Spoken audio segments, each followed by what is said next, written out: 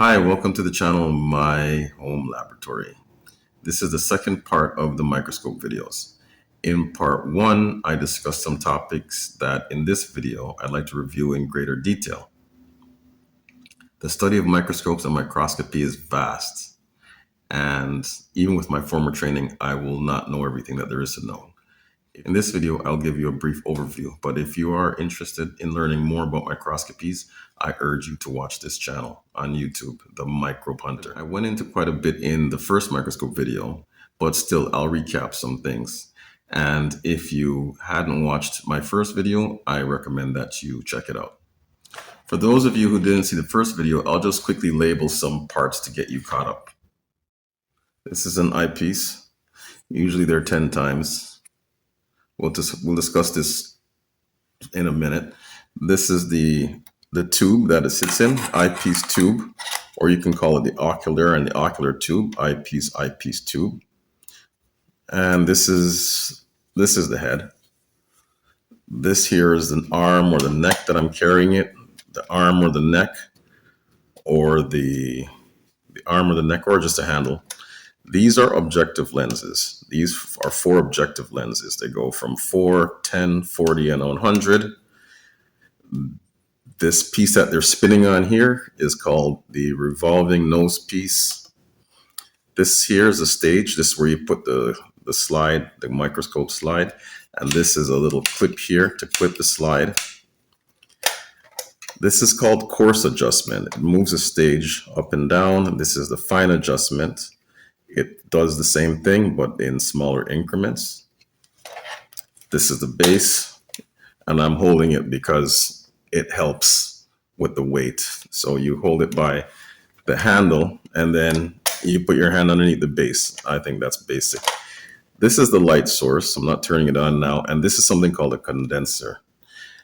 This condenser channels the light upwards into a little hole here called the aperture, and up into the objective lens. There's a way to open and close a little slot here on the condenser, and it just causes different things to happen anyways, but we'll talk about that afterwards. But anyways, that's it, and it's called the iris diaphragm. Other than that, you have this here. It moves the stage forward and back, left and right, and obvious reasons, just so you can look around your slide. That's for those of you who didn't see the parts video. The eyepiece is usually 10 times magnification, but many companies sell 25 times eyepieces. However, relative to the extra cost that they charge you, they're a little bit unnecessary, because true usable magnification maxes out at about 1,000 times, and you're really just paying extra for something that you're probably not going to use. Just to be clear, it's not that you can't get higher resolution with a higher magnification. It's not that it doesn't exist, but with these entry-level microscopes, anything over 1,000 times is relatively unnecessary. And it's ironic because the 25 times lens is the reason why many manufacturers sell their microscope packages for more money. But it's also partly the reason why some of them are sold for less. I'll explain. Okay, considering all things equal, meaning the lenses are from the same manufacturer and they're of the same exact quality. What's more, 10 times 100 magnification or 25 times 40 magnification? I'll give you a hint. It's oil immersion. Although they do make 40 times lenses for oil immersion capabilities are usually on the 100 times lenses. So the answer is 10 times 100. The way the magnification works, let me just explain something, because both of them are the same magnification. The magnification is these objective lenses multiplied by this eyepiece. This eyepiece right now is 10, which means that anything down here is multiplied by 10. And there's four of them, 4, 10, 40, and 100. So when I use this 10 times and I multiply it by my 100, I get 1000. I'm going to show you a 25 times lens. It looks the same, but it magnifies by 25 times instead of by 10. Actually, there's even a 30 here.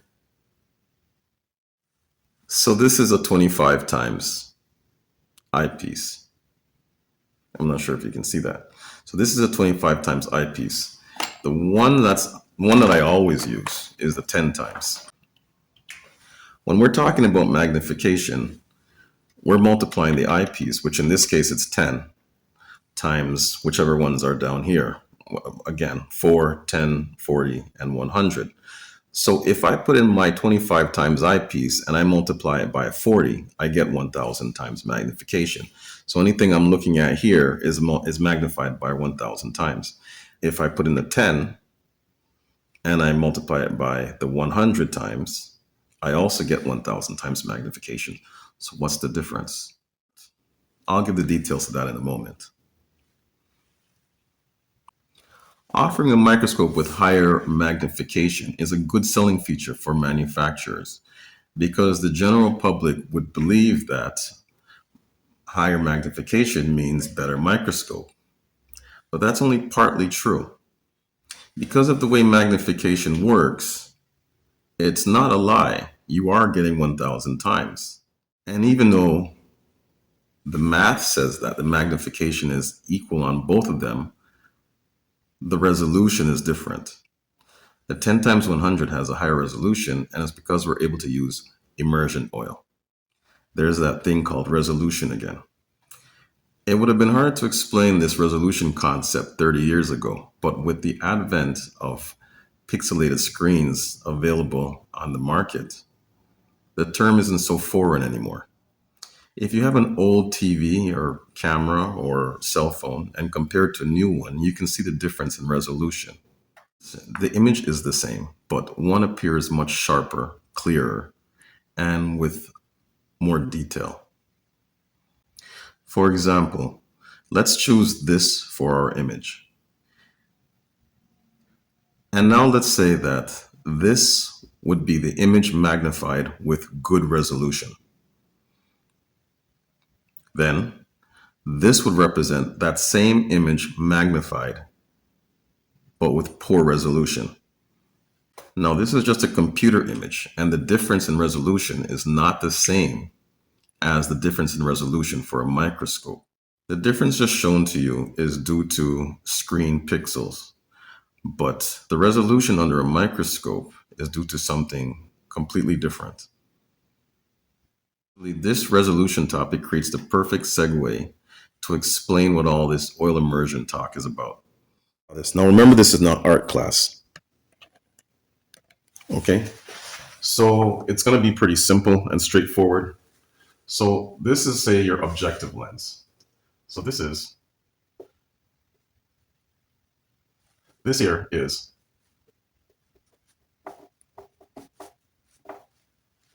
the eyepiece. Okay.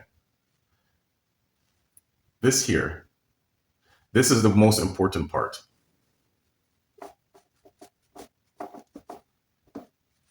This is the objective lens. Okay. This is the important part. So let's say this is the slide. Okay. And this is your light source.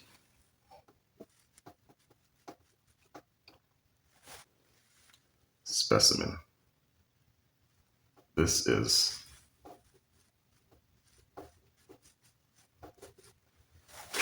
and this is you.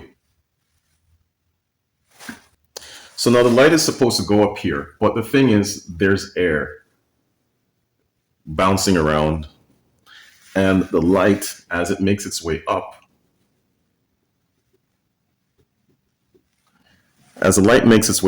it gets scattered. I'm not going to do all that drawing because I don't want to make it any messier, but it's getting scattered. So what we do is,